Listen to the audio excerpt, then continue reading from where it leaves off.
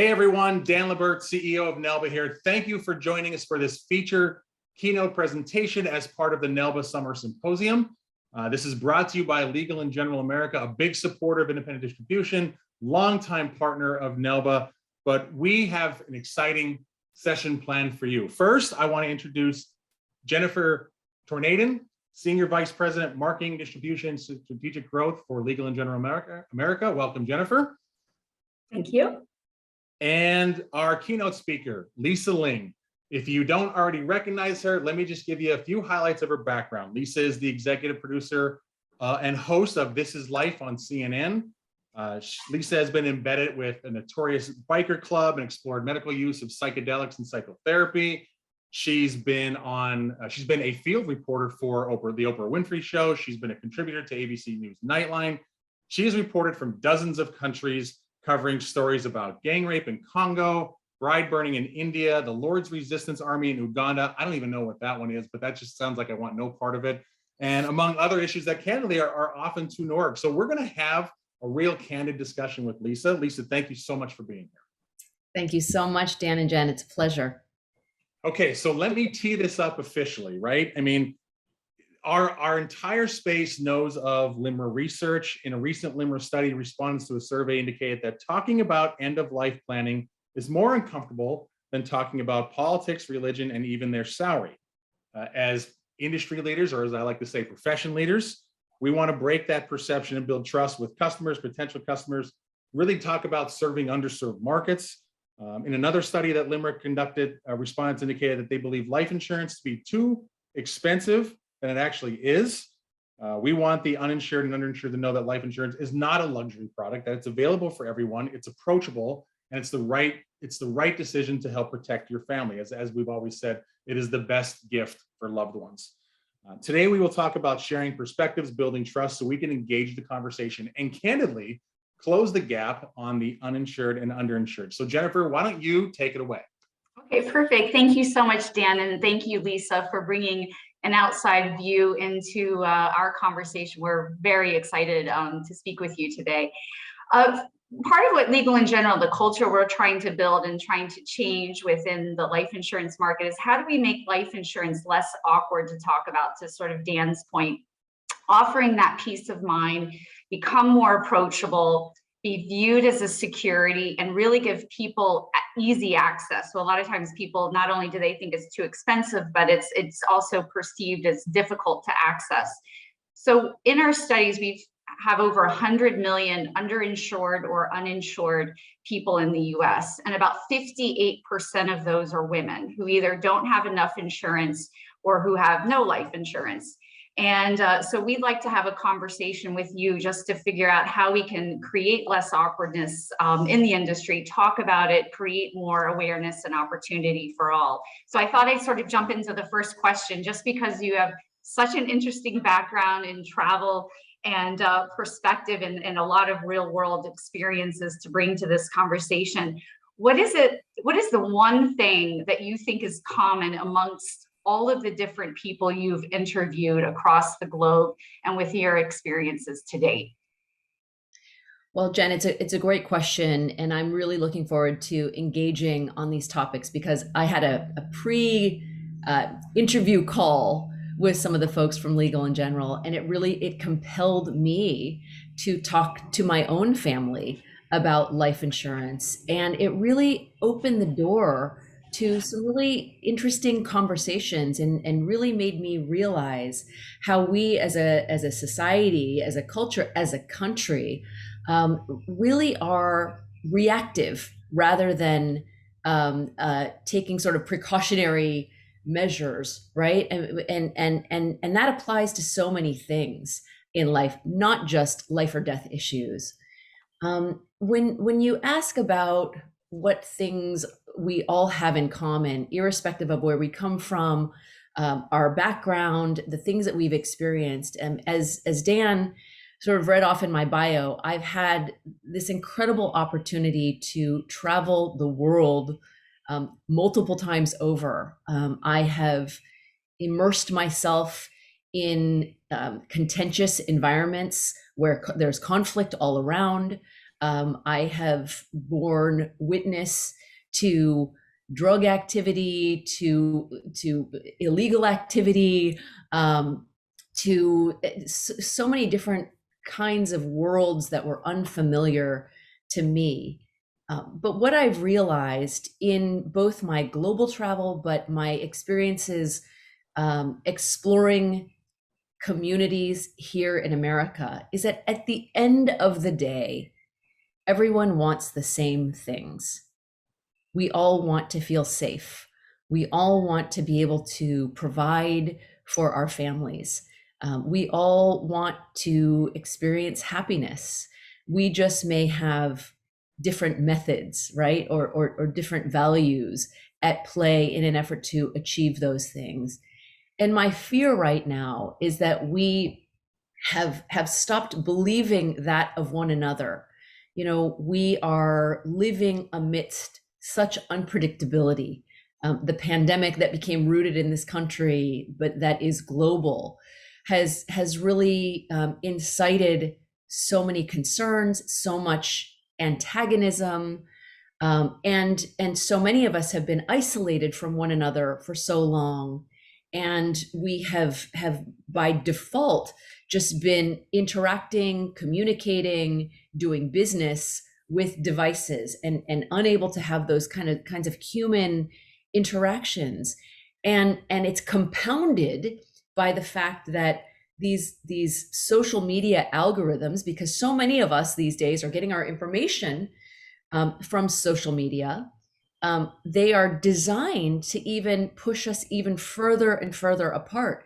So if you and I have different political leanings, right, these algorithms they're collecting this data on us, and we are literally receiving different information from each other that continues to push us further and further.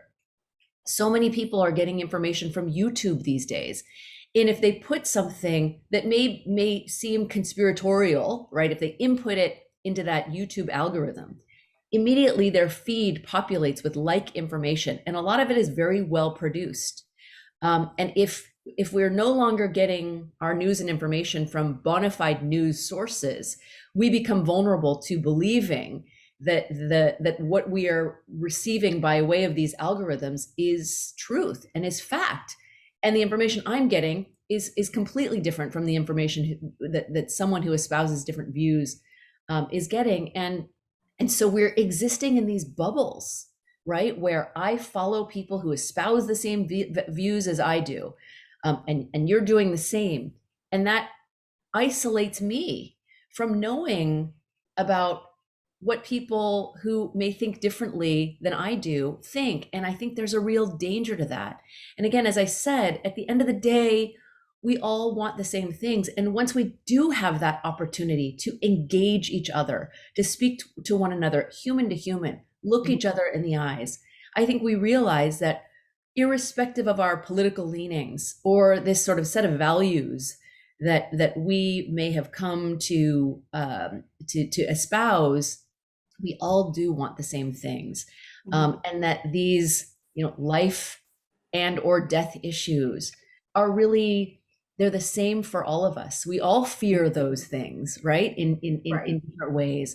We both value and we fear these things, but once we can get to a point where we recognize our shared humanity, it becomes a lot easier to engage people who are different from us, because there's a recognition that I may be as afraid as you are. I am as protective of my own family and everything that I've worked so hard to achieve as you are, again, irrespective of those things that may have, these days intentionally pushed us apart. Mm-hmm. It's interesting, when you talked about sort of the opposites happening. COVID-19 really drove fear of mortality, but it also drove people to want to be more healthy.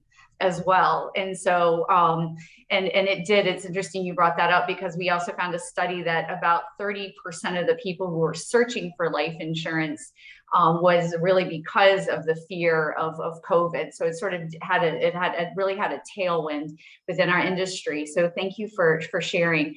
One of the things I was thinking about too was about space, and how people share stories with you, because you mentioned a lot of different kinds of conversations and situations that you're a part of. And one of the things I'd love to share with our audience too is what's sort of that method you use to build trust, and maybe it's slowly or quickly, and creating that connection, but also what are the types of interpersonal skills that are needed to do that, because a lot of it is to your point about that trust and communication. So could you give us a little bit of insights on your experience and maybe some advice?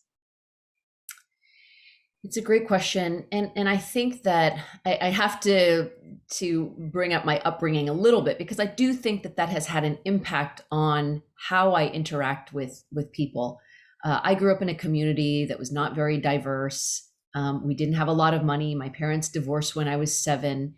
And at that impressionable age, when you're growing up, you just don't want to be different. I had a lot of friends. I was a fairly popular kid, but I was constantly reminded that I looked different, that the food that my family ate was different. I never wanted to invite people over to my house because there was just like this strong Chinese food odor that just kind of penetrated everything, including including your clothes. I was teased pretty relentlessly. It wasn't malicious, but again, when you're a young kid, especially if you look different from everyone around you, you just don't want to produce any reminders of your differences. And that kind of identity conflict that I grew up with, I never felt totally American because I didn't look like the stereotypical image of what an American I thought was supposed to look like, nor did I know anything about what it was like to be Chinese from China, even though that's my ancestral background, because I was an American. I was born and bred in Sacramento, California. But nevertheless, that feeling of kind of existing on the periphery, of not really belonging because I looked different from everyone else. I had a different sort of cultural background, cultural practices than the people in my immediate surroundings. I think that really propelled me to want to tell stories or try and communicate stories of others who might feel similarly. And so over the years, I think that I've gotten fairly decent at communicating and telling stories in a way that is respectful, in a way, I think, that really allows people to feel something different than they might otherwise feel if they weren't given the opportunity to really get to know someone. I mean, it's so interesting that I grew up feeling very conflicted about my identity and never feeling entirely American, yet I would go on to front these shows that are uniquely about the American experience. You know, my show, This Is Life, explores American subcultures or issues that are unique to America. The show that I did before this, Our America, did similar things. And so it really is interesting to me that as a young Asian American who felt that conflict of identity, that I would go on to do these shows. But I, it's always been so important to me when I immerse myself among different communities or people whose lives are very different from me, that I try to do so. I try to sort of park my judgment aside, and we all have opinions and judgments based on what we have sort of grown up believing about people. But I try to park that judgment aside, and I just try to listen. I also give people my cell phone number. Most people I've interviewed throughout my 30 some plus career has my cell phone number, because in so many cases, people have shared with me stories from their heart that they may have been repressing for decades. In some cases, they've shared stories with me that they haven't even shared with their closest friends or family members. And so I feel that responsibility to tell their stories as responsibly as possible. And I'm not the kind of reporter that will swoop in, get someone's story, and then be gone, never to be found again. I want people to know because they've shared something so deeply personal to me. And in so many cases, I share things about my life with the people that I'm engaging with, that we share this bond. Again, irrespective of what in some cases this person may have even done, which includes crimes, right? Because my objective isn't to judge this person. My objective is just to try and understand what may have compelled someone to do something or think a certain way. Mhm. And I do think that that has allowed me to have relationships and to be able to tell stories in a way that is different. And I do think that there's a lesson that can be learned that we can apply to life. I'm sure that we all go through our days interacting with similar people. Sometimes we interact with people who are different, but we don't really take the time to understand one each other, really get to know each other. There may be people you've interacted with your whole life, but you may not know where they live or what their kids' names are, right? And once you take that time to kind of get to know people at a deeper level, it's astounding what you learn about yourself. And through my travels and through these opportunities to really engage, I really believe that I not only have become a smarter person, I've become a better person as a result. Now, that doesn't mean that I fall into the rabbit hole because I'm human, because I follow, again, people who espouse the same things that I do. It's a natural response to become reactive. Mhm. Based on the things that are happening in the world and the conversations that are being had. But again, once I get that chance to interact with people human to human, I think you remove those walls, and you can get to a much deeper understanding of our shared humanity that way. I think that's wonderful. And as I was researching you, I learned who inspired you to join your profession, but just equally how inspiring you are going to be and are to many people wanting to join this profession and drawing out people's voices as well. Just hopefully I'm right. I think I know in my head, but who inspired you to join your profession before I pass it on to Dan? Well, as a young person and whose parents were divorced when I was 7, the television was always on in my home. I considered it my favorite babysitter. And I used to have these fantasies of somehow working in television, because I thought if I can work in TV, I might one day be able to have a better life. I used to have these fantasies of being part of the Brady Bunch family or Fantasy Island, but no one on those shows looked remotely like me. The only person who bore a resemblance to me was Connie Chung, who had this sort of national stage in which to do her work. And if you ask any Asian American journalists of my generation who inspired them, I would venture to guess that every one of us would cite Connie as our inspiration, because she allowed us to know what was possible. Mm-hmm. And so that notion that representation matters, seeing yourself reflected in someone else, in an industry that you may have thought impenetrable, really, for me, gave me the confidence and the courage to believe that it could be possible to pursue this kind of work. That's wonderful. Thank you for sharing. Over to you, Dan. Lisa, I want to go 2 lines deeper on some of the things you said. And for reference, I saw myself as part of the Seaver family on Growing Pains. Later in life, I was hoping to be part of the Cheers family, but I just, that didn't work out too well. But haven't we all, Dan?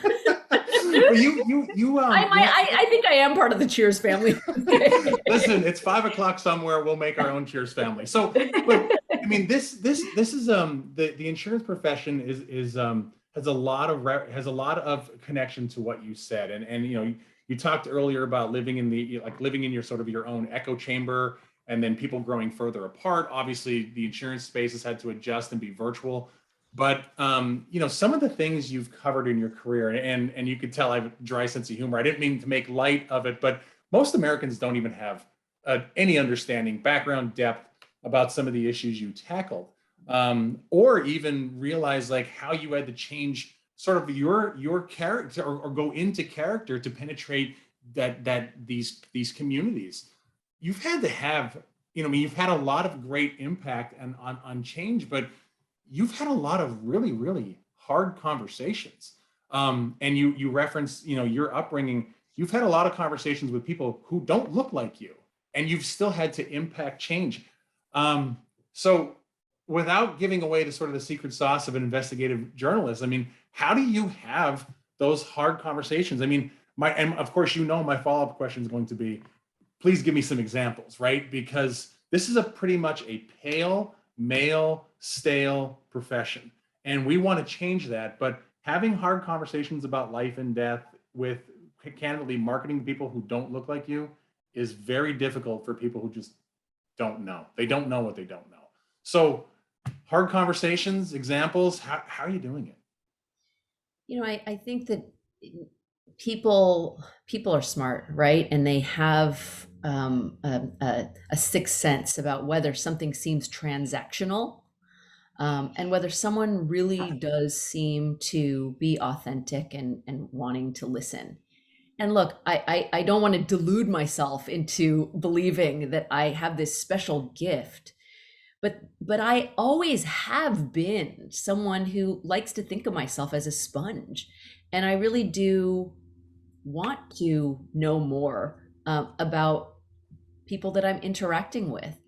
And when you do have that opportunity to hear someone out, it changes your perspective. And as crazy as it sounds, that idea of like changing my own perspective, that kind of excites me, right? Because I'm learning something new about my fellow humans, and it pushes me to want to continue that practice, right? I had this really special experience in downtown Los Angeles at a charter school once. It was a public charter school that consisted of mostly minority kids who'd gone through a lot. I would say that given the community where this school is located, these kids have seen things that kids probably shouldn't have ever had to see. And freshman year, they obligate every student to write an essay. They say, write an essay about something that you're going through right now that's really hard, okay, that you might want people to know about you. So the students write the essay, and then they put all of the essays together in a book, and they obligate the entire freshman class to read the book. And so what happens after that exercise? The kids have a better understanding of each other, about their depth. You know, when I think back on my high school life, you know, I went through 4 years just like having this impression that this person had the perfect life, or this person had the perfect family. And then later on, many years after I engaged them, I find out that in actuality, you know, the person who I thought had a perfect family, the parents had this unfaithful relationship. One of the young men that I thought, he was actually like the stud in school, but never invited anyone to his home, is because he was so embarrassed his father was gay. And again, like these are the kinds of things that I wish there were exercises that I wish we could all kind of engage in, so that you kind of remove that level of surface, right? And you go deeper. And I think that, you know, if I can cite any kind of secret sauce in this, it would be just the willingness to listen, and not seem to be transactional. And really, I think sharing a little bit about yourself, that goes a long way, you know, because we are part of this culture, particularly now, when we're not even interacting with humans anymore. We're just like, we're swiping, like though that even if, you know, how we find dates, right? Yeah. Is we're swiping, and that human connection is increasingly becoming lost. You know, we don't even go to the grocery store in some cases to buy groceries. We can get them by device. And so we have to proactively make an effort to try to engage. And it's really astounding how much you learn as a person, but how much people really appreciate just having that sounding board or having that person who really just seems willing to listen. Well, we all have perfect lives on Facebook nowadays. So we're back to, you know, creating the image, right? Can I go a little bit further on that? I mean, you know, you've interacted with so many different cultures. What is there another sort of aha moment when you went into the interview and you sort of had a situation that changed your perspective when you came out of it? I mean, what you just shared about the book that's a phenomenal idea. I wish more high schools would consider that, right? Especially, you know, especially since more high schools are coming from everywhere now. But what about you, like sort of the aha moment where you prepped and planned and you went into that interview and you knew this culture and you were learning this culture, but yet in the middle of an interview like now, you get the, wow, makes you stop and pivot. Well, you know, I'm not going to get political here, but Sure. I'll cite an example from something that we are dealing with right now, right? We know we have a gun violence problem in this country. We know that, right? There are lots of people who believe that it's a human problem. It's not a gun problem because, you know, it's humans who pull the trigger and not the guns who actually do so. And it's so easy to get caught up in the headlines of it. For me, what I've tried to do is try to explore root causes. You know, and when you do, you know, when it comes to school shootings, for example, you find that 70% of school shooters are under the age of 18. So what's missing in these young men's lives? Why is it that there are so many young men who are in crisis, who feel the need to, one, possess these high impact firearms, right? But then to go on and indiscriminately want to cause harm. And I think that it's imperative for us to want to try to dig deeper into so many of these issues. And I think that when we do that, again, we attain a much deeper understanding of what we need, what young men need, and how young men, in so many cases, they aren't encouraged to feel, they aren't encouraged to be communicative about their feelings. You know, when we look at suicide, I mean, suicide is among the top 3 causes leading death causes of death. Yeah. In young people, and it's particularly acute when it comes to boys. Now, girls, they ideate more about it, right? They might even make attempts at higher levels, but the boys somehow become more successful at going through with it. And why? You know, could it be because women are just more predisposed, or girls are more predisposed to talk about what they're going through than boys, because boys have been discouraged and for, you know, for decades been told to man up? Like, could that play a role? I mean, again, it really requires, I think, rather than continuing to be reactive about these kinds of issues, Right. really trying to kind of dig deep and look at all of the forces that may be at play that may have led someone to perpetrate an attack. You know, when we hear about these things, we're constantly hearing, well, there's a mental health issue there. There's a mental health issue. Okay, if that is the case, what are we doing as a country, right, to try and deal? Where are allocations? You know, where in our healthcare system do we allow for people to get real treatment? Not just pharmaceutical drugs, but the real treatment that they need. And why aren't we treating mental illness like we treat, you know, debilitating physical illnesses? So for me, it's really trying to kind of like put all the pieces together and connect the dots before we become so reactive.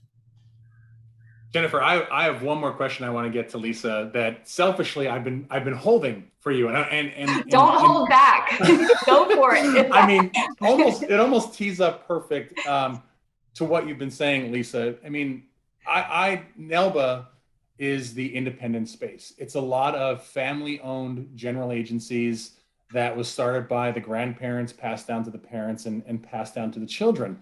They're very successful. They do a wonderful job closing the gap on the uninsured and underinsured.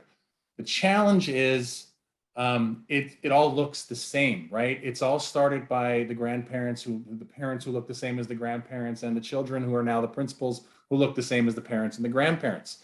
But our space is challenged around building sort of a pipeline. That generational agency is starting to fade.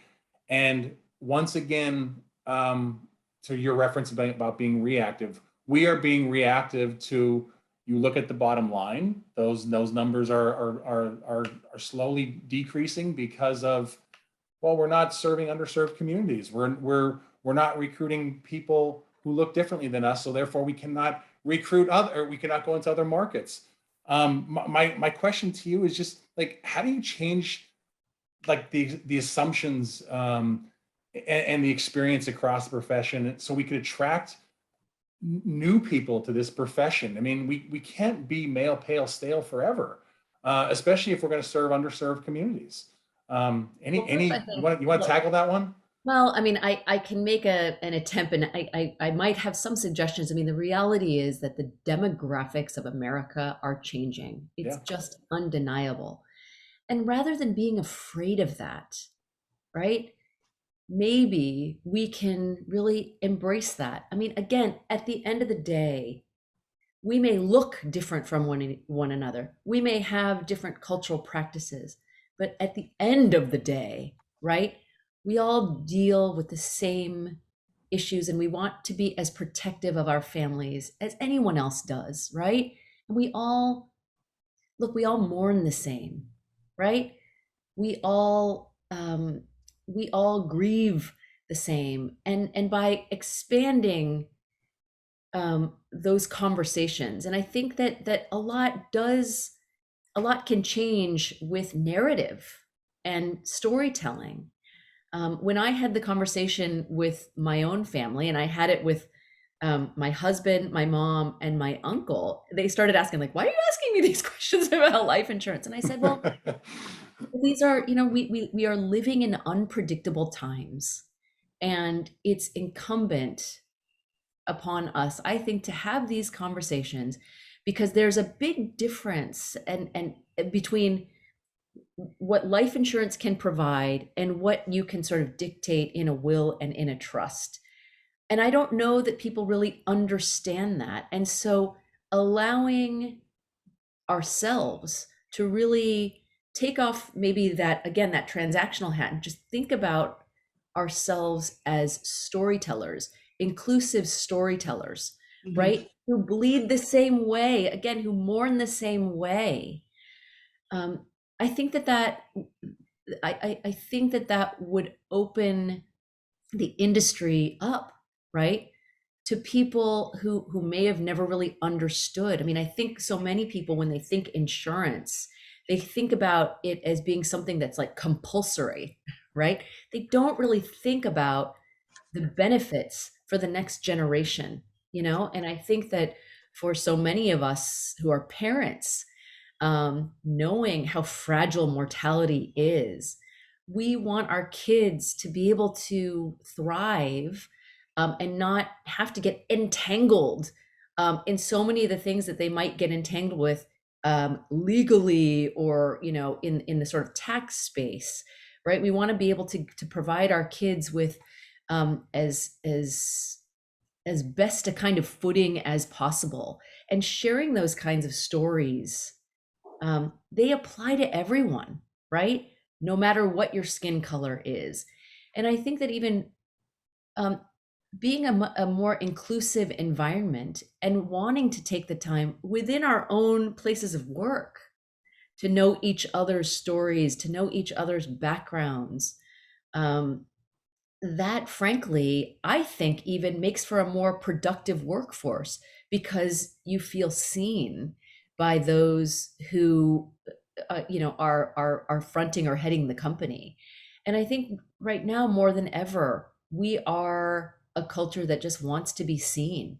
These days in parenting, for those who have parents of younger kids, I'm sure you've heard a lot lately about the importance of validating your children's feelings. When they're having a temper tantrum, rather than the strict discipline, say to them like, I see you're really, really frustrated right now. And that seems like such an elementary exercise, but to that kid who's in the midst of that tantrum, feeling like someone sees that perspective, right? And understands like, it's really hard. I see that you're going through something really hard right now and you're having a difficult time kind of controlling those emotions. I mean, there's such profound lessons to be learned in those activities that we engage in with our own kids, seeing each other's humanity, seeing each other's struggles, seeing each other's grief, seeing each other's joy and triumphs, and validating those things, I think would take us a long way, right? In trying to sort of emerge from what seems like chaos right now. And I think that this period right now of consternation and of vitriol, we have to go through this, right? In order to get to a better place of tolerance and empathy and understanding. These are things that can be taught, but I think because we've sort of grown up in this system where everything is about achievement, everything is about consumption, rather than like what's really important and what we all have in common. Once we sort of get to that realization that our humanity is shared, right? That we have more in common with each other than we do differences, then I think we can get to a better place of understanding and communication. But we kind of have to get through this ugly period. But I think as human beings who want to see us in a better place, we personally have to take the first step. We can't wait for an industry to follow us. We have to make those moves and preemptively, right, open ourselves up to engagement, and learning those hard lessons so that we could get to a better, more equitable place. Did that? I'm sorry. That's spot on. I really appreciate you answering that question, and I love the fact that you brought up empathy, because obviously we're in a very corporate mindset in the insurance space, but there's no line item needed for empathy on any budget, right? So there's no excuse for not doing it. Before we end up at cheers, Jennifer, please take the mic away from me. So Lisa, I'm always about like a few sort of takeaways as well, that we could maybe challenge ourselves, that also maybe our listeners could also be challenged with, since you have worked across a lot of different professions and countries and positive and very difficult situations, and bringing light through your storytelling, which is really phenomenal. But if you sort of had two things we could all walk away with to help build a more inclusive environment, whether it's within our own organizations, with our customers, with our colleagues, what would you sort of recommend as a good starting point? I mean, I think as again, an elementary exercise, those people that you might interact with frequently, just taking the time to kind of get to know them a little bit better as an initial exercise, because I think you'll be surprised by what you learn. I mean, look, I think we all, and I certainly am victim to this as well. We harbor these preconceived ideas about one another, and again, we're being pushed by algorithms like even further, like in opposite directions. But there have been so many occasions where I have seen someone maybe looking at me and immediately had this judgment. Oh, well, here I am, this Asian woman walking into this Target with a mask on. I'm thinking, like, I know people are looking at me and thinking like, she brought COVID or whatever. And that person that I was harboring this judgment about will say something like, I really loved your show about, or, just Right. something, or, and I feel like an ass, quite honestly, because I went into it with my own sort of preconceived ideas, because again, like, and it's my own fault, but again, part of this is, that there is this force right now in America and in the world, really, that's just pushing us into extremes, but it's indoctrinating us, because humans are not being required to even think as much as they used to, because these things think for us. Yep. Right. And so making a concerted effort, right, Yes, I to agree. to Yeah. remove that judgment from your consciousness. It's a hard thing to do, it really is, and take the initiative to engage, even if it feels uncomfortable. I think you'll be astounded by what you learn about the other person, about the other community, but also about yourself. Self-reflection. Yes. Yeah, for sure. Yes. Well, thank you. I think one of the, I just thought maybe what I would share today, Dan, do you want to add any more questions? No, I'll keep Lisa here forever if I keep I know, going. me too. I want to dig when we're not recording.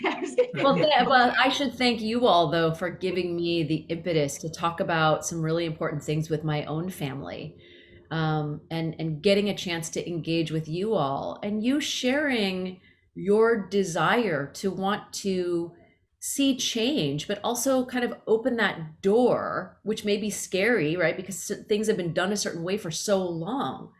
But that willingness to want to engage really made an impact on me. And it actually made me feel more confident about having those hard conversations with my own family. So thank you for that. Well, you are disarming in a very positive way, because in a way, for us to interview a journalist is not our natural go-to. So I think in a really positive way, you definitely help push at least me forward. I won't speak on Dan about definitely understanding storytelling in a way that can bring much more positive change. I wrote down a few words and then I'll hand it over to Dan to sort of wrap up for us. But I wrote down about getting to know each other. The root causes, I think, is really phenomenal. I think because we move so quickly, sometimes we don't really stop and sort of dig deep into understanding the root cause of a lot of issues we face. So that was very helpful. Also, what really stuck out to me outside of the listening piece was the transactional versus authentic. I think we live in a very transactional world in our profession as well, and just sort of a gentle reminder about the human side of it as well, about how this brought light to storytelling within your own family and how we can be much more impactful of creating sort of less awkward conversations. Just to quickly share, one of the things we're doing at Legal is, in general, is something around reverse mentoring, which we believe has been a really positive win-win so far, where we're empowering junior employees to really to sort of develop their confidence and leadership skills. And at the same time, when you mentioned about self-reflection, it's really allowing us to learn, because there's 5 generations in the workforce right now. When Dan talked about the multi-generational ownership, particularly with our independent agents, you can have 5 generations in one office. We have 5 generations in our office as well, but it helps us also learn so we can be more self-reflective as well. So that was something that we're trying to experiment with, to let voices rise and be more inclusive. So thank you, Lisa. Over to you, Dan.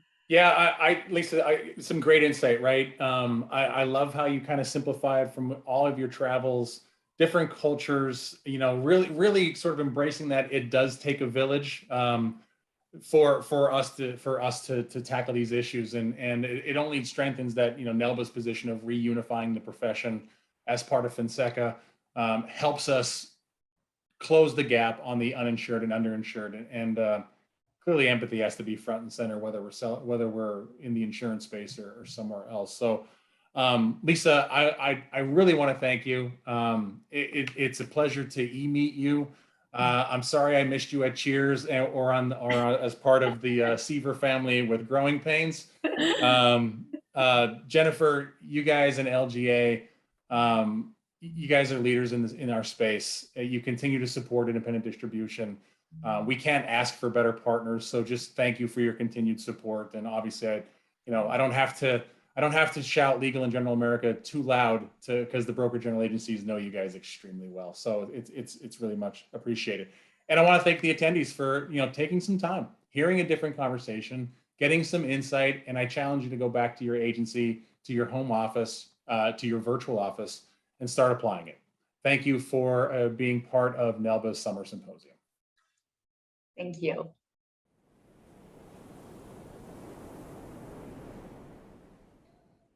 Well, thank you everybody for joining our Nailba Symposium panel. We're very excited to have you today. We've got a great lineup and a wonderful topic around variable life insurance. The VUL sale from client conversation to issue, and also some of the dynamics that come into play, the parties involved in the sale, the process it goes through, and the broker dealers kind of behind the scenes on suitability of the sale. So I'd like to thank Nailba for this opportunity. They're a wonderful organization. Obviously, you're tuning in because you know of the great resources that they have to offer.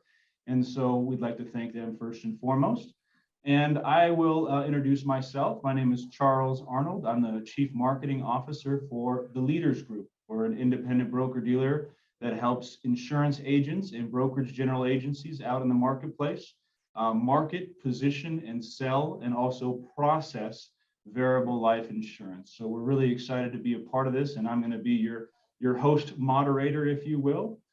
Joining us today, we have the various aspects of the sale, right? We have first and foremost, kind of the most important piece is the financial professional, the advisor, Chet Bean with Bean Wealth Management Group. And then for our brokerage general agency, we have Chuck Anderson, who probably needs no introduction to most of you, but he's with DBS, or Diversified Brokerage Services. They are a wonderful organization that helps advisors all over the country do all sorts of planning and insurance planning in addition to variable life. Our insurance carrier is none other than Nationwide Financial, represented by Matt Reddick, and Matt is out and about. Obviously, you'll see him at the various industry events. A wonderful person, and he can help navigate some of those waters for Nationwide.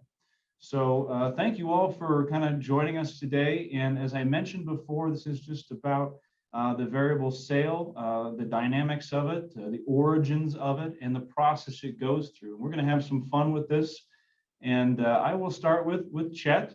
And Chet, I'd like you to, tell me a little bit about yourself, about the practice, how you approach planning, and a little bit about your organization to start. So thanks for having me today, Charles, and it's nice to meet you, Matt, Chuck. I'm excited to join y'all today.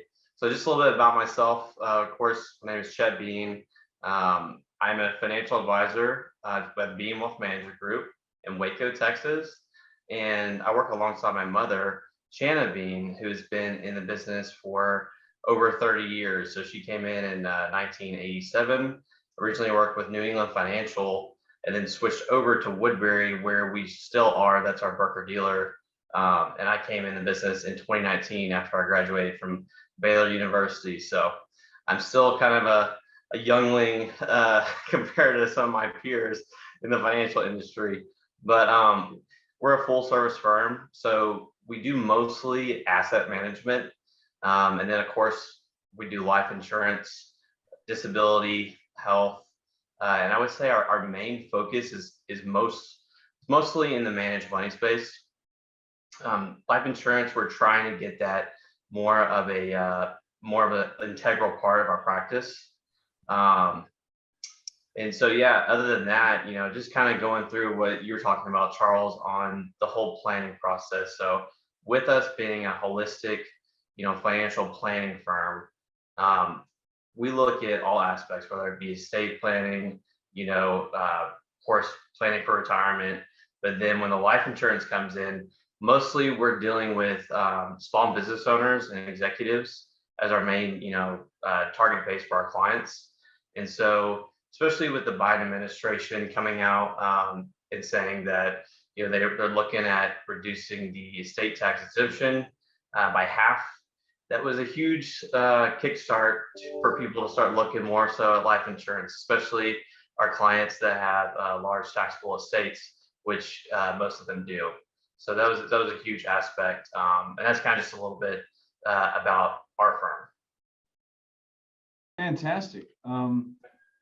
So as you're reviewing clients and their needs, right? You mentioned kind of small business owners, executives, and sometimes, it's difficult to kind of broach the subject or bridge the gap, if you will, from the investment world with assets under management and then into kind of the insurance world. How do you kind of go about some of those conversations with folks? Does it come up during the portfolio reviews as far as the insurance need? Do they come to you with that need? How do you begin that conversation with a customer on the insurance piece?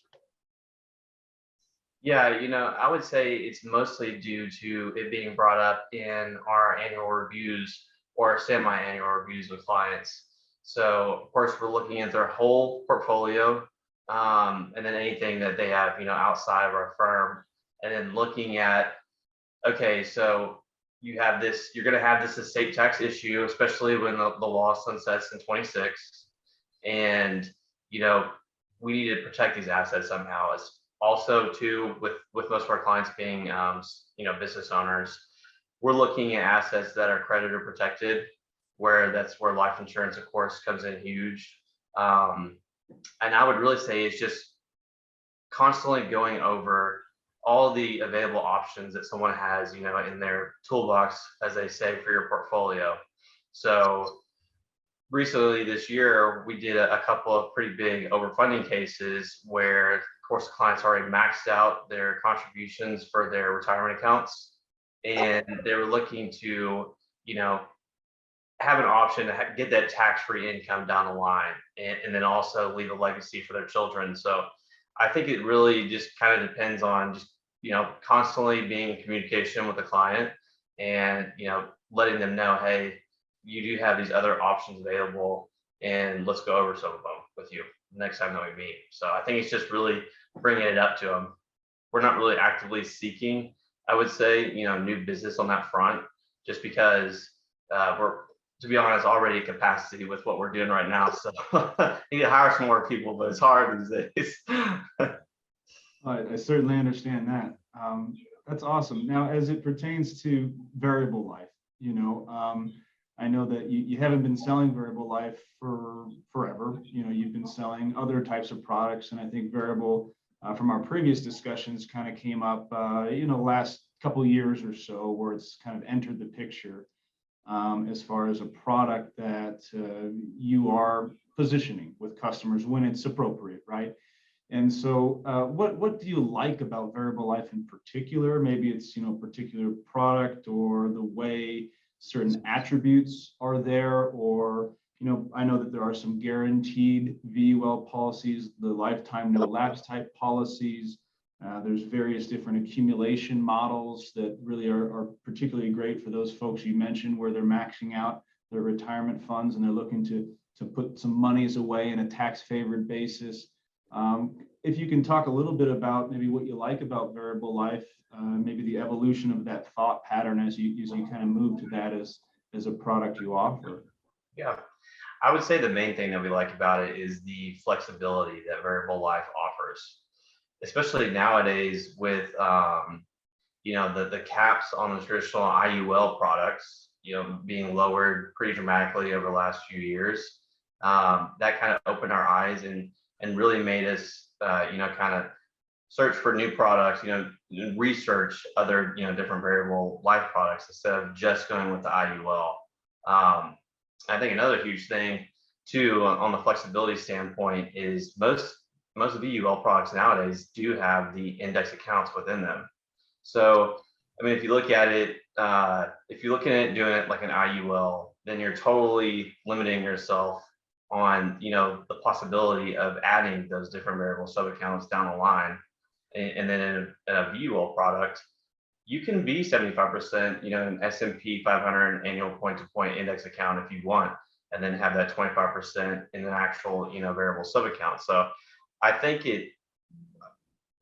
but basically how we explain it to our clients is like, we don't want to limit them on the options that they have available to them. And so that's I would say one of the huge aspects of VUL that I think is super key. And then really this year too is a great time to get in a variable product during this down bear market. I mean, get like a traditional IUL account on the S&P and it's got a 8.5% cap, and you purchase it today, chances are most likely the VUL is going to outperform it in 10 years. Probably outperform it next year. And I think another big aspect about, variable life and any life insurance product for that matter is, we're looking at this as a long-term investment. This is not something that, the client's going to get in and then get out of in the next 5 or 10 years. So when you're looking, 20, 30, 40 years down the line, we look at that kind of the same as our managed money accounts. Okay, if someone doesn't need access to these funds, within 30 years, why would we put them on fixed income right off the bat, or limit ourselves on the upside? So it kind of translates to variable life where we treat it kind of the same as managed money, where we're looking at this as a long-term investment. We are not going to be limited on the upside. And then also too, one of the flexibility things on the downside protection, like I'm sure Matt might talk about this, but a big hit with us has been like with Nationwide's protector product. So if someone is, very concerned with the market and negative performance, hey, let's slap an enhanced no loss guarantee rider on there until age 120. So it doesn't matter what the market does, as long as you pay this stated premium that we're illustrating, you're gonna be fine. And so when someone's, I think there's a product and a rider for everyone out there to take advantage of. So I would say that's the main thing, is flexibility. Awesome, Chet. Yeah, those are some really great points. And I'd like to bring Chuck into the conversation. And Chuck, if you can kind of, go over a little bit about how you guys work together. You've known Chet for some time. You're a trusted resource on the insurance front.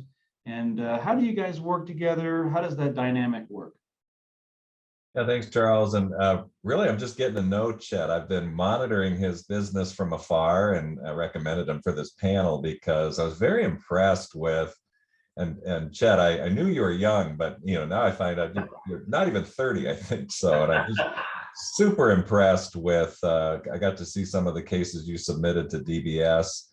And Chet touched on this, the idea that, their firm really focuses a lot on managing assets, managing money basically for their clients. And I think, in my opinion, that an advisor like Chet, and there's many of them across the country, they have the financial planning background, they have the stronger analytical background about managing portfolios. And that really is a good mix for, it's the right skill set, I think, for helping clients be successful with variables. So my team, I actually have a field relationship manager right there in Dallas that supports Chet in Waco, Texas. And I was able to get to know Chet because of Ryan, our field relationship manager down there. And our first objective really is to make sure that we're making contact with advisors and really helping them understand how many carriers we work with, including Nationwide, one of our better carriers that's just right there with good products. And we really try to provide all the right ideas and solutions for them to deploy with their clients. It goes a lot further than the sales team. And I know Chet really relies heavily on our entire team. It kind of starts even with licensing. Whenever you get involved in a variable sale, that you definitely need to be registered, right? You need to have your life license and have it be a variable license in the state that you're operating in. So we have a team that really validates all of that. and where I think it really becomes crucial in terms of BGA support, and what I'm really proud of being part of, is that we have a case design team at DBS. Most BGAs have a case designer, or 2 or 3. We happen to have over 10.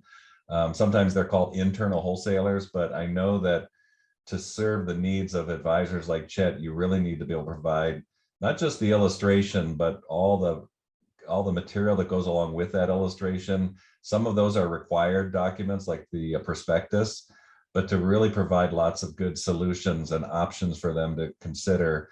And then as that gets more refined, really help them zero in following their direction on exactly what carrier to go with and how the case should be designed. The next step is really our case management team. Variable products really are not more difficult really than a traditional product to case manage, which is good, but there's a lot of details that need to be carefully managed, and we need to be, have a sense of urgency around those, because we want to shorten that sales cycle as much as possible. One of the things that the carriers have done in the last few years is implemented automated underwriting, which has, I think, been a breakthrough for our industry. I was thinking about, I've certainly been doing this for a long time, and I remember wishing for the day that we could eliminate exams and labs. And it's amazing how often we're able to do that up to a certain face amount. I see a lot of variable cases coming through that do not require exams or labs. So that's been a breakthrough as well. And I think advanced sales support is the other key area that we try to be focused on. We have an advanced sales business development executive, Terry Getman, on our team. Most BGAs really offer that level of service. And if they don't, we rely heavily on the carriers. And I know Nationwide has a great advanced sales team. Most carriers do, and we get to know those people because the advisor really needs good information just in time to answer the client's questions. So I'm really glad to be on this panel. I was really glad Chet agreed to join us, because at the end of the day, we're all playing important roles, but the most important role is the actual advisor and what Chet does with his clients. So we're here to serve and do things properly, right? Make sure that our broker dealer, which happens to be the Leaders Group, is in good shape with what we're doing. So that's kind of a run through about what we do here at DBS. Absolutely. And I like the just-in-time information, because it's crunch time and the client needs the information, the advisor needs the information. I know how that can be, and it's important to have a good partner. We can rely on each other to get that information. And we do serve as the broker dealer for DBS. We try to keep them out of trouble and make sure they're doing the right things. Good job with that. Chet's broker dealer is Woodbury, and also a wonderful broker dealer that he works with. And in a variable sale, of course, having a broker dealer there where they have to review to some standpoint the suitability of the sale is always kind of an interesting dynamic. Well, with that being said, I do want to bring in our carrier partner, Matt, with Nationwide. And, Nationwide has a wonderful product lineup. And maybe you can talk about from Nationwide's perspective, as you work with BGAs and agents out there all day long, what are you seeing on the variable side, and what excites you? Yeah, thanks, Charles. Thanks for having me today. And there are a couple of things that I notice that are exciting, that are trending currently. Chet touched on the first one, was the protection focused VUL. And I've been with Nationwide 17 years now, and I've seen it go full cycle, where when I started, we didn't even offer a GUL product. And then for protection sales, GUL was the only thing anyone sold. And now it's come back to where we've got these VULs with death benefit guarantees. And in light of the sustained low interest rate environment, boy, these products have become a very attractive option for that protection focused sale. And the other I'm seeing, Chet has mentioned it, he mentioned it a little bit with the reduction in the estate tax exemption, or what we're afraid may happen. And we're seeing a lot of people trend and start to position assets as a hedge against potential rising tax rates, whether it be capital gains tax or income tax.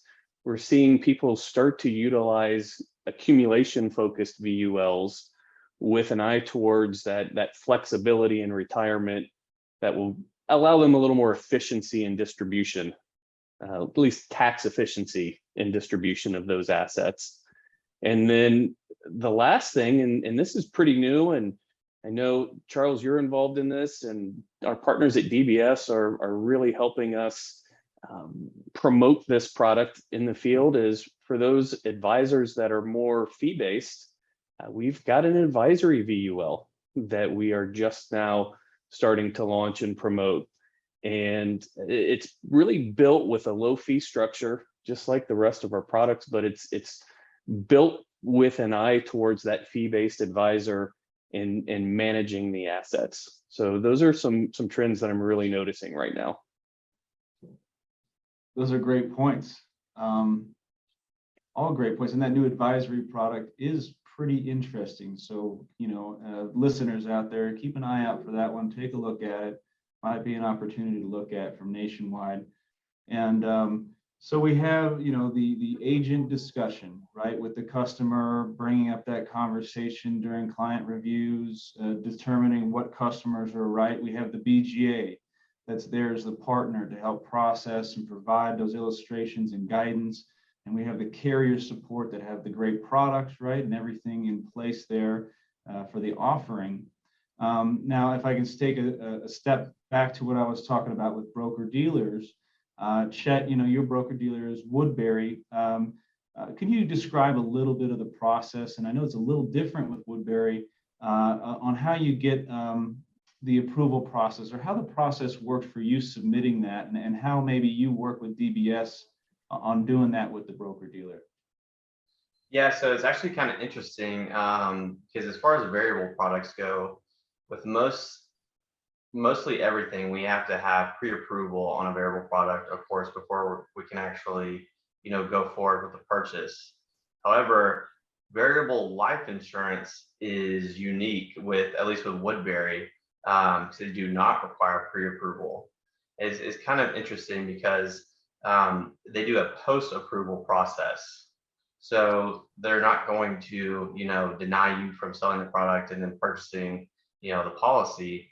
However, where the compliance comes in is after the fact.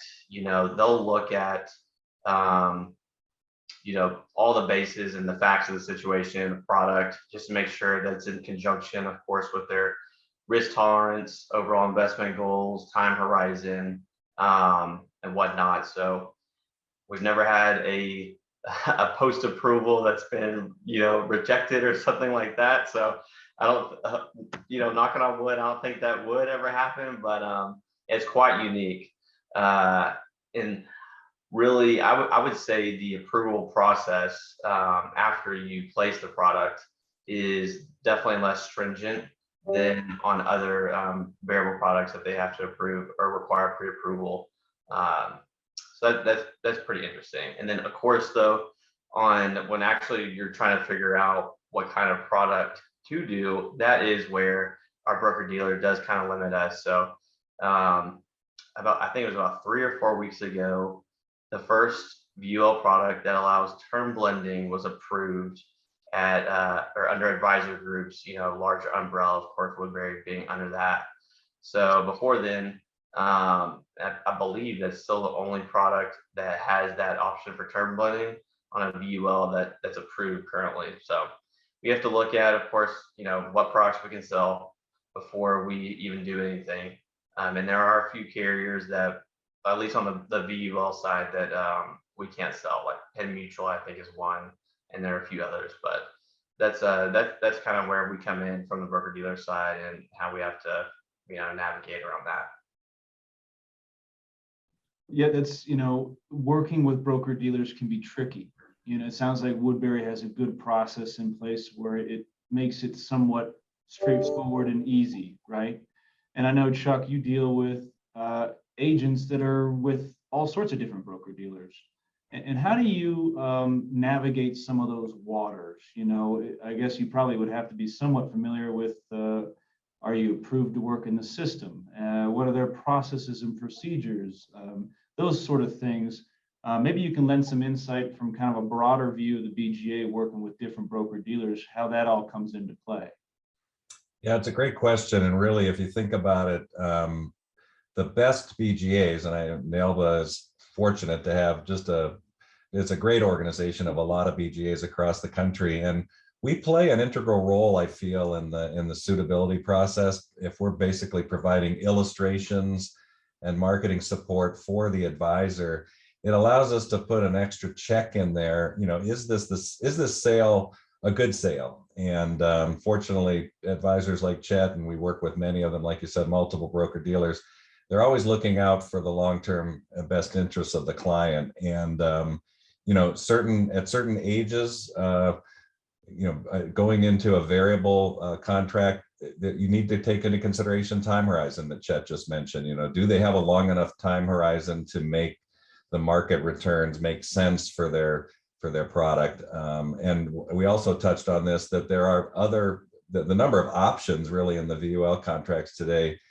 I think either Chet or Matt mentioned this, it almost mimics the IUL contract, right? So appreciate the carriers doing such a good job of continuing to innovate and make that a good sale. But I do believe that it's our job as BGAs to really look over be a good partner to the advisor, really review the options that are available and make good recommendations. A lot of times it comes down to 2 or 3 carriers and maybe a couple variations on case design. And we work in partnership with them to make sure that the sale is the right one for the client. And as our broker dealer, Charles, I know you appreciate that we really want to make sure every sale is a good sale, and we go out of our way to provide that additional support and expertise, for advisors like Chet to work with. Yeah, Chuck, we as a wholesale BD, have limited kind of exposure reliability, right, in the process. And we're, there to hold your registrations and make sure that you're compliant when you're helping advisors out there with sales. And so from our standpoint, I think just ensuring that you're doing exactly what you're doing, giving the right options, giving the right advice, doing the best you can.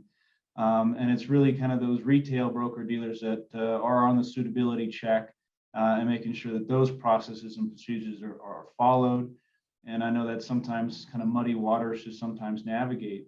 But I think that variable life, some folks think it's very complicated. Some people get a little shied away from the dynamics of broker dealers and working with registered reps. And it's something that can be done, so for any listeners out there that we're thinking about getting into the variable distribution market or selling variable life as an agent, I would rethink it and work through it, because I think it's easier perhaps than they think it is.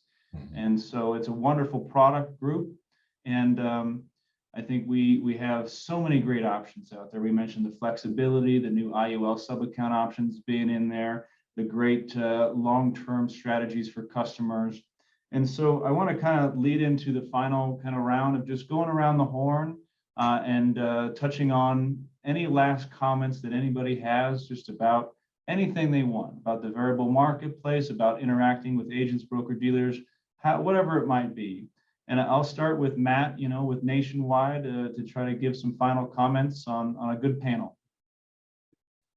Well, my last point, I will start with, I encourage anyone that is presenting a VUL, that's considering a VUL, placing a VUL for a sale, especially on the accumulation side, to really work with your BGA partners, work with your broker dealer contact, to dig a little bit deeper than just the tabular detail on the illustration.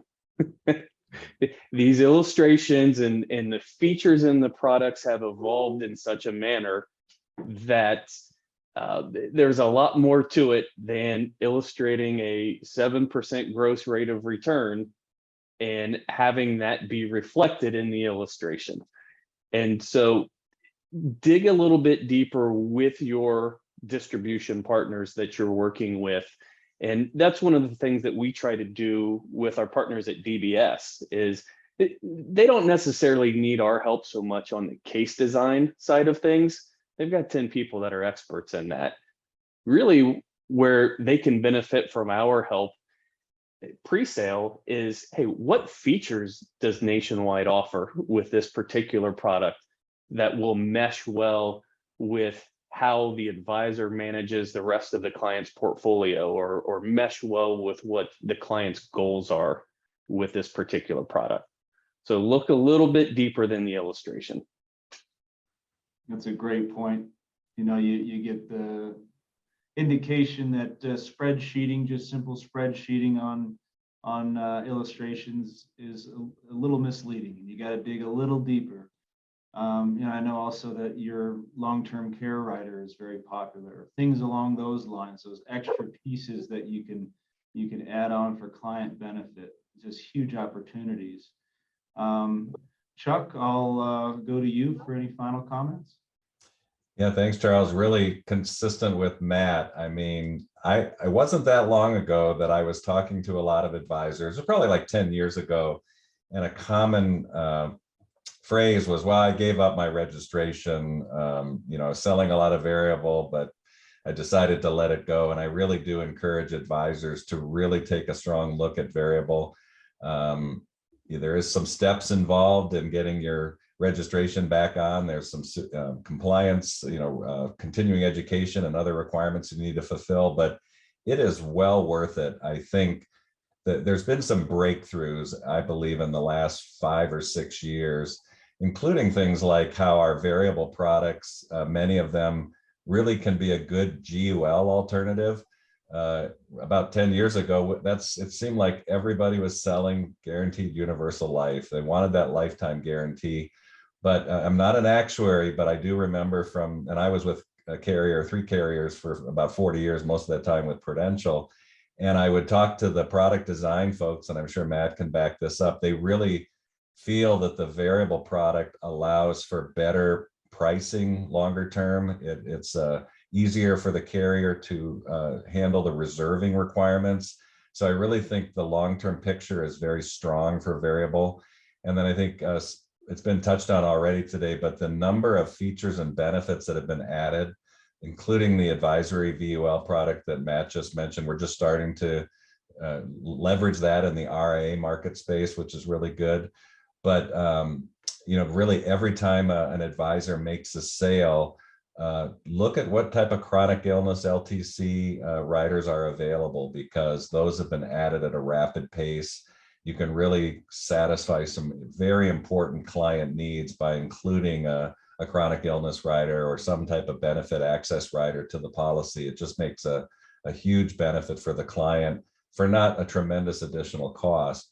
And then to just really jump back in, if advisors are listening today and they haven't really wanted to resume the variable marketplace or have that part of their arsenal, I would really recommend that you reconsider, take the steps that it takes to get registered, and get acquainted with BGAs like ours and many others in the Nailba community. You'll be amazed at the innovations that a number of the carriers have come up with.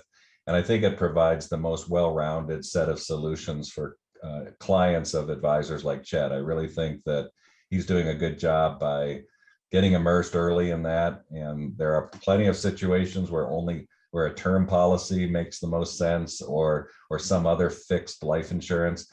But by far, the biggest advantages come when you bring in the variable product mix into your portfolio, because it just enables advisors to solve many problems and provide solutions for those problems for their clients. So I say jump in and feel free to leverage DBS or any other of the great Nailba BGAs to help you satisfy those needs. Thank you, Chuck. There has been such evolution in this space that it's pretty incredible. And Chuck kind of mentioned a few of the items, you know, AG 38 on the reserve requirements for guaranteed products, AG 49 and 49A that put restrictions on IUL products that force the carriers to kind of integrate those IUL options within the VUL chassis. And then most recently, I'd be remiss if I didn't bring up, you know, changes in 7702 that allowed some more cash value to be shoved into the policies relative to the insurance purchased.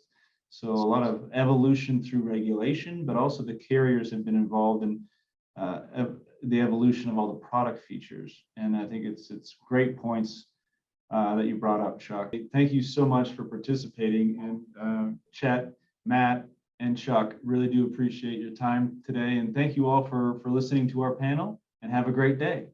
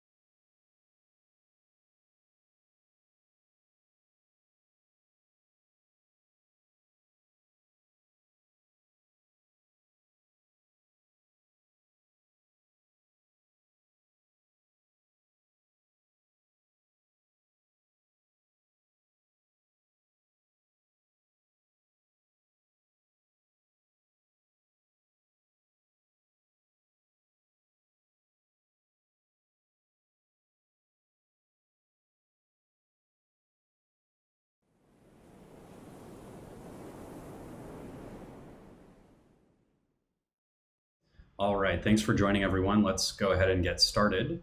Today we're going to talk about automating term life fulfillment for BGAs.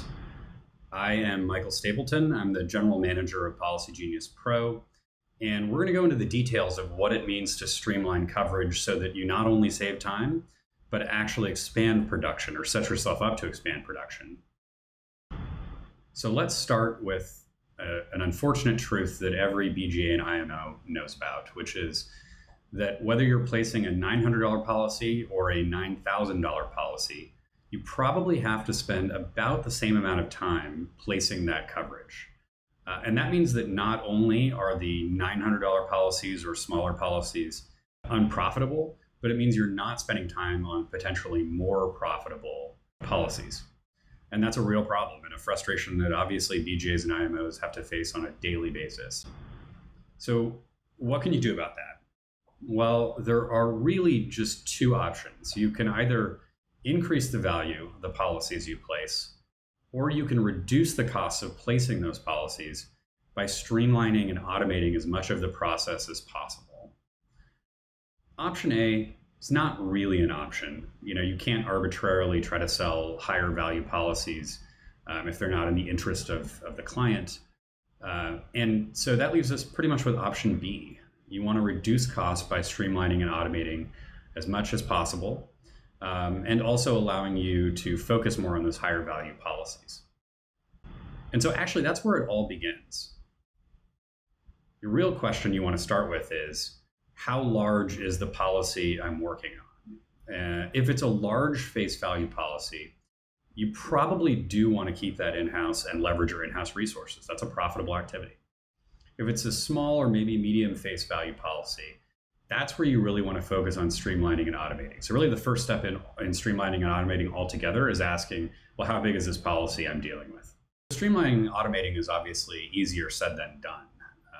The term life coverage placement process is messy from quotes to coverage. It involves multiple handoffs, painful record gathering with many, many back and forths, and numerous coverage detours.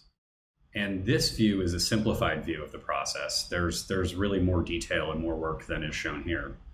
But I think everyone can agree that it's frustrating and time consuming. In fact, the average time required from both sales agents and case managers combined is 6.5 to 8 hours per policy. And that's assuming you have a fairly effective flow, that you're not just getting started and are trying to figure out the best way of handling the coverage process.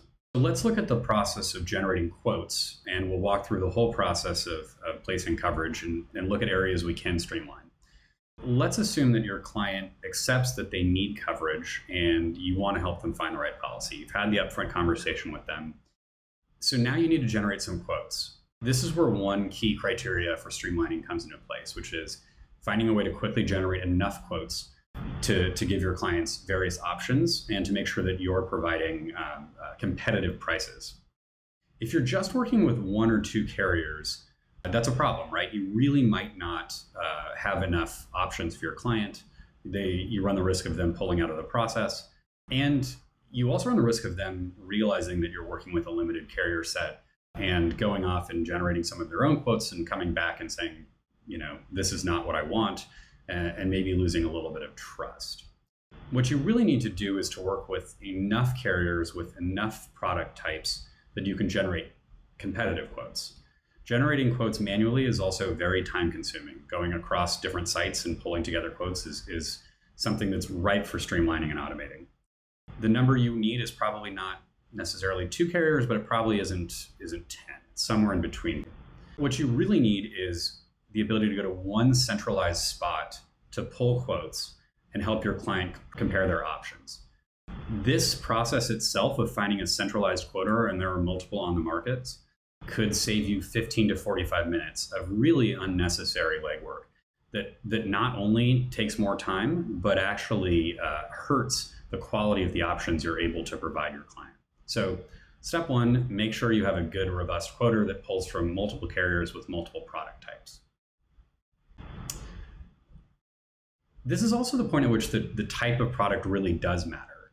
You can work with multiple fulfillment partners, and many have chosen to work with accelerated underwriting partners, which can be great because accelerated underwriting really takes a lot of the hassle off of your plate, and often is perfectly acceptable to clients who are willing to, in many cases, spend a little bit more, but speed through. The problem is it's not as straightforward as most people think it is. Not everyone qualifies for accelerated underwriting. In fact, many AU providers really face some tough outcomes. These statistics here are from one of the more popular accelerated underwriting only providers. And in their flow, only 35% of people are approved as applied, whereas 55% are adjusted down to table, and 10% are declined altogether. So that means that you're going to have to do something other than straight approved as applied for 65% of clients. That could mean reshopping, which starts you over and takes a lot of time. Or it could mean managing table ratings or declines in a different way.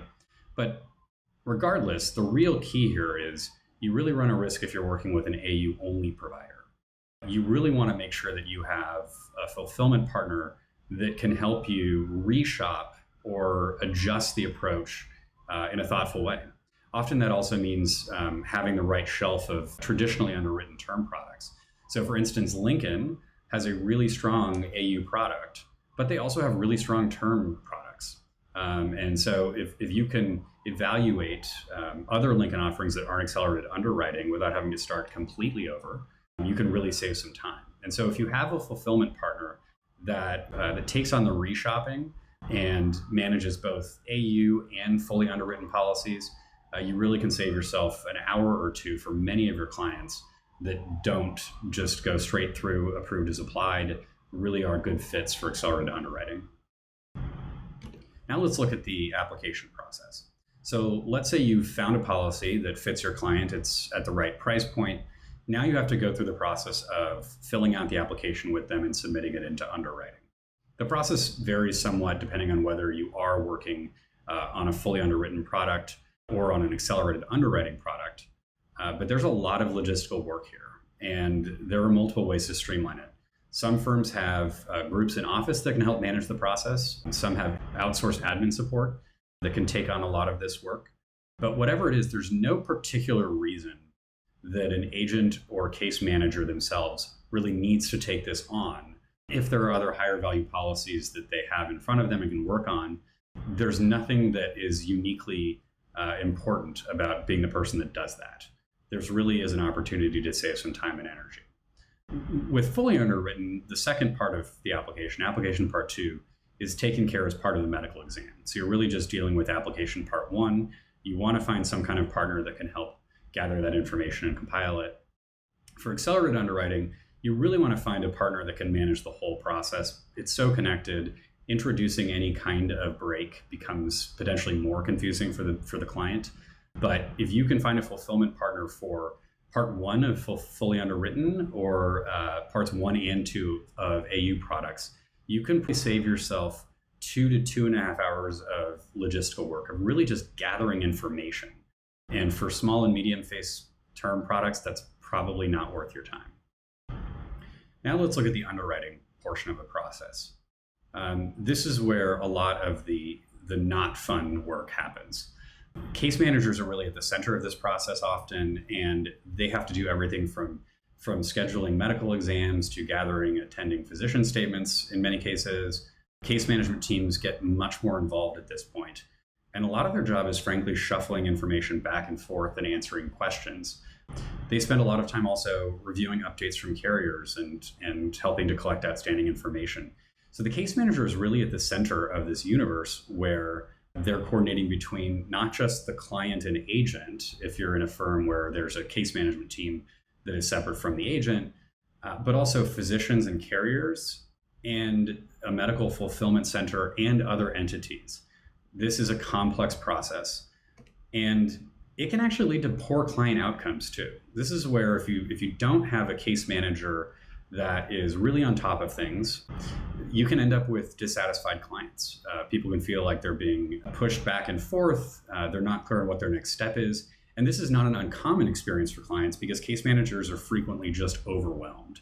And so if you're not triaging high value policies from small and medium phase policies, you can really end up with a tough experience for both the case manager and the client. So what does a better process look like? Well, in this case, your case management team should focus on those higher value policies, and other policies, medium and small phase terms, should really be relying on a fulfillment partner. There's many services that can help coordinate between all of these entities. You can also recommend accelerated underwriting up front so that there's a lot less work at this point. But you can find fulfillment partners that can take on this logistical burden for the fully underwritten process and really free up case management teams to focus on higher value policies and much more profitable work overall. If you do that, you should also see stronger client outcomes. It feels like a more seamless process, especially if there's not delays because a case manager is overwhelmed with work. And if you have the right fulfillment partner, they can really help provide the transparency that leads to high client satisfaction rates. So if you actually offload this for the right kinds of policies, you're talking about saving 1.5 to 2.5 hours of time for your firm to focus on more profitable work. Now let's look at the placement process. So a typical process is you have case management continue with the last steps involved in placing a policy in force. So let's assume coverage has been approved. At this point, the case manager has to prepare delivery requirements, and they have to probably repeatedly prompt the client to execute the policy. This is where case managers often continue to be frustrated and overwhelmed when they're dealing with lower value policies.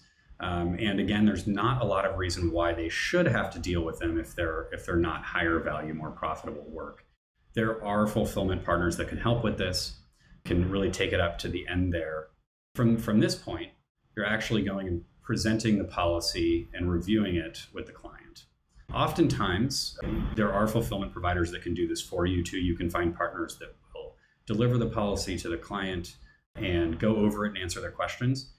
But there's really a strong reason why the original agent would want to do this. If they're maintaining a client relationship, really trying to drive a positive reputation for the firm, it often makes sense for the agent to step back at this point, step back in the process and have that conversation with the client, explain what the final coverage was, answer questions. The client might have received a lot of updates and have a pretty strong sense, but kind of closing the loop and answering the remaining questions is often a really good exercise. And the reason I say that is this last part is not a very time-consuming effort, and it is something that the primary agent is uniquely well-positioned to take care of. What we're really trying to do is streamline the processes that aren't profitable and that an agent is or a case manager is not uniquely well positioned to manage themselves. In this case, you probably don't always want to outsource that final conversation. You can, but you might not want to. If you do this, if you really just look to a fulfillment partner for these two steps, you're talking about saving an hour to an hour and a half of time, and you're probably spending 15 to 30 minutes on this last step. So this is what our new streamlined process looks like. From quotes to placement, above this line, you can see what the agent and case manager actually continue to maintain. The agent does the work of finding the right quotes, helping compare those and talk through them with the client, at which point there's a handoff to a fulfillment partner who does really all the logistical work involved from the application through the placement phases. The case manager can be a point person during underwriting and check in to make sure that everything is going well. And the agent can, if they want to, step in at the end and make sure they review the policy with the client and answer any final questions. But really, we're talking about recommending a fulfillment partner, leveraging a fulfillment partner throughout the entire process for all the logistical work. And don't forget, we are recommending the right accelerated underwriting partners, because a lot of this work can really go away if you find the right AU partner and policies for your clients. Okay, so let's go ahead and look at some of the math here, what the time savings actually are with a streamlined and automated approach. So in a standard approach, for the whole range of activities, you're talking about an average of 6.5 to 8 hours on that whole process. If you take the streamlined and automated approach we're talking about, and just to review, that means the agent takes the time to use a quoter that generates multiple policies that could be a good fit for the client, including accelerated underwriting options. That's really a 15-minute process now. If you are looking to some kind of fulfillment partner or support that takes on the legwork of filling out the application, parts 1 and 2 for accelerated underwriting and part 1 for traditional underwriting, you're talking about no time on your team's part. And then if the case manager just checks in and makes sure that things are moving along, they might spend about 30 minutes on the underwriting process. And if the agent wants to step back in at the end, go over the policy with the client, answer any final questions, that's really a 15-minute exercise. So you're talking about 1 hour with a streamlined and automated approach compared to 6.5 to 8 hours. That's an 85 to 88% time savings. You would have to give up a lot of commission for that not to be worth it, particularly if you're replacing that with a focus on higher value policies. And what this also ends up letting you do is actually place more coverage because it takes less time for your firm. You might be much less likely to shy away from fulfilling term life coverage because you know it's not profitable, it's a real time suck. There are multiple ways you can do this. At Policy Genius Pro, we have built a system that takes care of all of this. So Policy Genius Pro, in case you haven't heard of it, is a turnkey solution that really lets you streamline and automate the full end-to-end process with the goal of not just saving you time, but turning term life into a profit center that allows you also to expand production because it is so easy.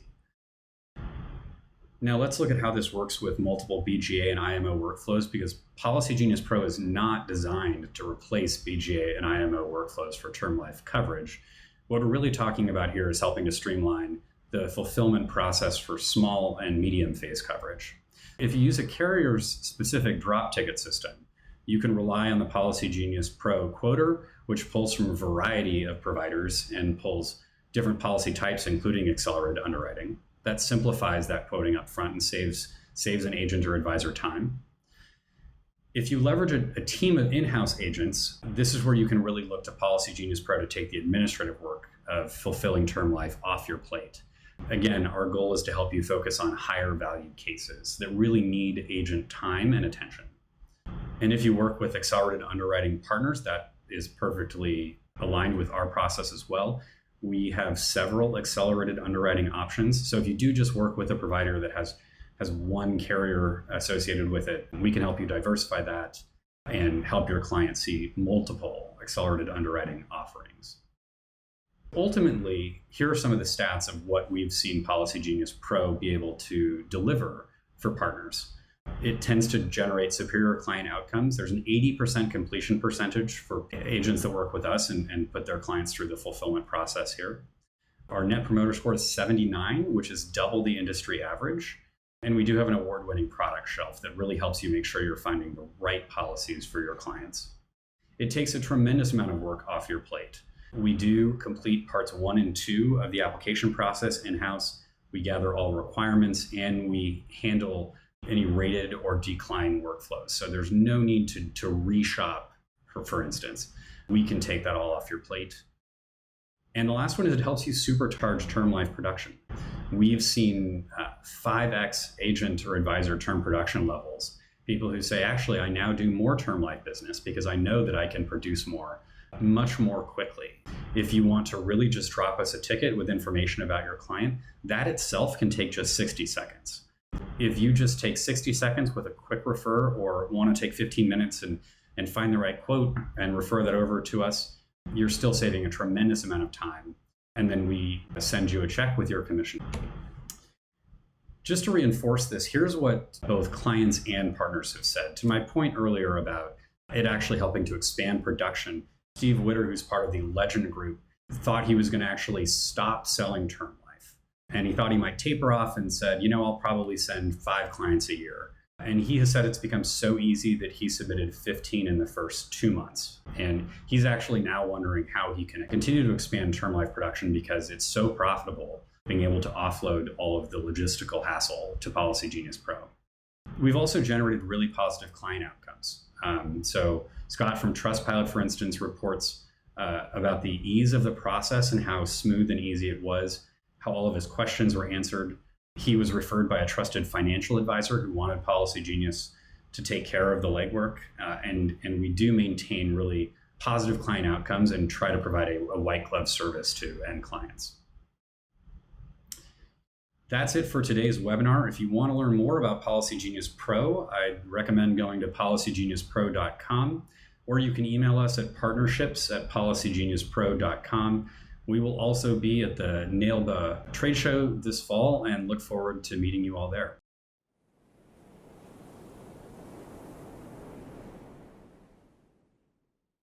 Hello and welcome into this special discussion as part of Nailba's Summer Symposium. I'm Katie Falinger, host and executive producer of Nailba's online show, Brokerage in Motion.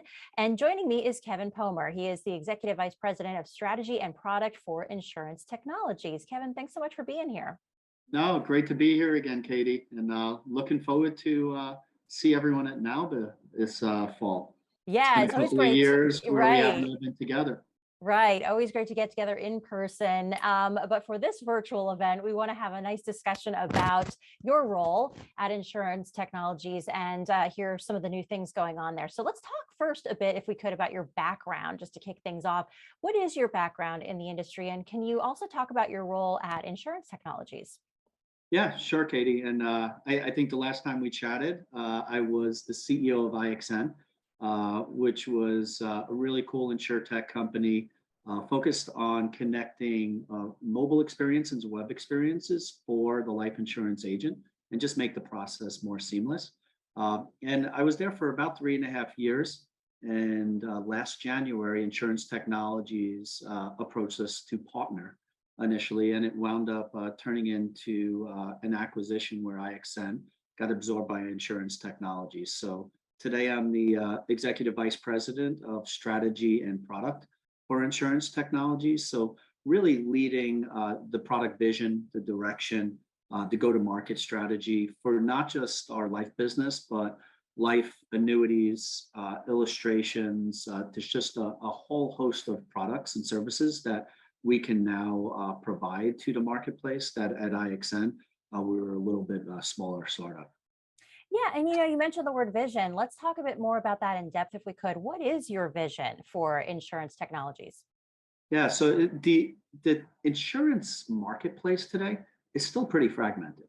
If you look at all of the different services and products that are out there that agents and carriers can work with, what we're trying to do is bring a lot of those services and products together on a singular platform. And we know the agents and agencies out there have been asking for this for years. They look at the world very much in a multi-carrier, multi-product mindset. And so that's what we're trying to deliver. So whether you're an agency that focuses on life and maybe dabbles in long-term care and annuities, or you're an agency that focuses on med supp and you dabble in life and annuities, we want to have the same user experience across the board, across all of those products. And, there's some unique aspects of, underwriting and the workflows that go into that. But at Insurance Technologies, we work with some of the most sophisticated product manufacturers down to some of the more simplistic product manufacturers. And we feel like we can create an industry standard so that distribution can more effectively sell to the consumers. Great. And I hear the word embedded thrown around a lot. So can you explain what embedded is and what it means for the industry? Yeah, so embedded is part of our core. We look at ourselves as more of an insurtech than an insurance software company. And in the world of insurtech, that is a very open ecosystem mindset. The world of APIs and being able to build technology and embed them anywhere. And it was one of the focuses of IXN, and it's one of the reasons why it was such a natural fit for us when we brought these two companies together. It was the same focus for Insurance Technologies. So the concept of embedded I'll try not to get too technical, but if you were to build an experience, let's say a quote to enroll experience, you can then take that experience without having to rebuild it in another distribution channel or another partnership and deploy it literally instantaneously. So have all of the rules, the logic, and sophisticated technology that you probably spent months building that one time and being able to redeploy it in minutes without having to go through those custom builds. It's what modern API-centric technology platforms can deliver. And we feel at Insurance Technologies, we're opening up the overall ecosystem and distribution channels for a lot of agencies through this embedded strategy. Yeah, the efficiency there is just amazing. And I'm curious what you see from your side of the business, what some of the best practices are that you're seeing some BGAs incorporating now to accelerate their own businesses. Yeah, so embedded 100% is something where, you might have an agency that does a partnership with a small fintech company, or could be they do a partnership with Costco. They can quickly spin up a quote and enroll solution, and all of that business is flowing through rather than having to develop websites and all these other things in order to get that lead flow to them. The second thing is mobile. And this is something that we've been sort of, pounding the table about for a couple of years now. Everyone has a smartphone in their pocket. Even my, dad that's pushing 70 years old, he plays on a smartphone. So it's no longer an age thing where, some people say it's just millennials doing it and the younger ages. So we have tried to push that you can do needs analysis, you can do multi-carrier quoting, you can do digital submission all through that cool little smartphone. So you're taking that initial meeting that you may meet one of your prospective customers at a party. You might be golfing with them. You might be in a Starbucks with them. And instantaneously, the conversation moves to potentially a life insurance situation where you have the ability to sell. Shouldn't you be able to sell right there and then in 5 minutes rather than saying, hey, come back to my office next week and we'll go through that antiquated process of paper and a fragmented flow. So mobile is something that we're going to continue to build upon, but that mobile experience has to be tied to web.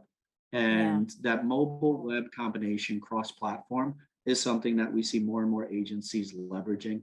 They want to bring modern technology to that field agent, but they also know that home office needs a really robust web solution in order to supplement that. So cross-platform is where we're going also.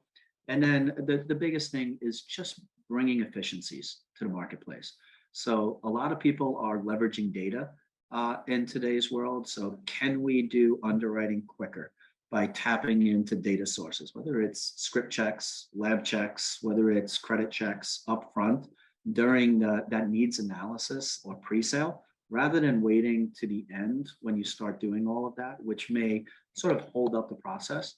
So we're building a lot of those integrations with ancillary data providers in order to make the entire process of selling and purchasing insurance much more efficient.